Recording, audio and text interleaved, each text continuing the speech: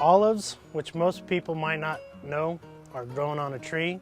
Manzanilla, or manzanillo, some say, and Sevillano. I have just a few Sevillanos in the orchard for pollination. With different kinds of olives, so Sevillanos is different size, and Manzanilla is a smaller fruit.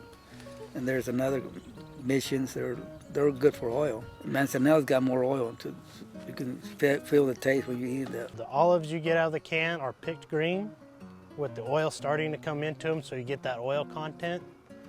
And then we send them to the processor and they do their magic with them and put them in a can and get them to you guys at the grocery stores. I like the challenge, I like the people, like to make a little money when I can. The trees are evergreen, never lose their leaves, kind of like a citrus tree, always green all year long. An amazingly strong, healthy, self-reliant tree. It's a beautiful crop to have, especially to build a house out in the middle of an orchard. It's a fun crop to farm. A lot of these older trees, they can be neglected for years and years, and as soon as you get some TLC, they come right back in a year. For the large part, the olive tree is fairly resistant to most things.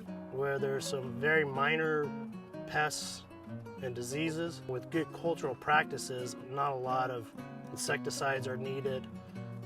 Fungicides really aren't needed. If there is, it's a copper. It's a basic copper, so it's natural. It's not going to hurt us. For a gal, it's an easy deal. You really don't even have to have a tractor. There's light chemical. I do all my weed spraying myself. Irrigation, fix the lines. It's pretty simple. They just pop together like a little puzzle. We throw out fertilizer by hand a lot of times. Just bare hands and just throw it out. Harmful pesticides, it doesn't have it. We take leaf samples, and we've taken water samples just so that we know what we have here and what we need to feed the tree and how much. Certainly these trees have got the color. You can see that deep color to them. That's what you want.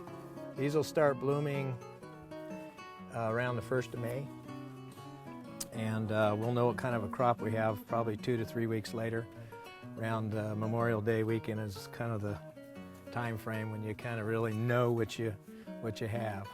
People might not realize that olives are hand-picked.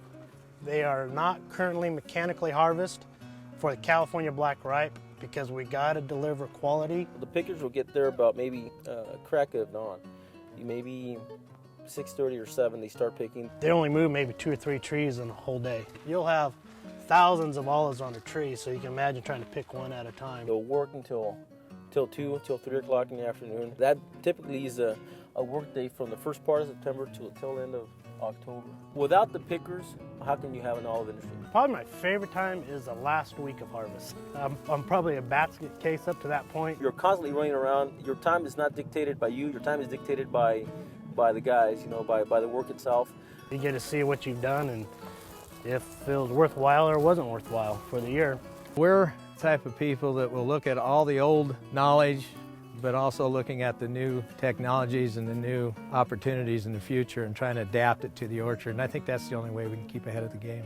If we do that, we're going to have a viable industry and be able to produce the highest quality California-style olive.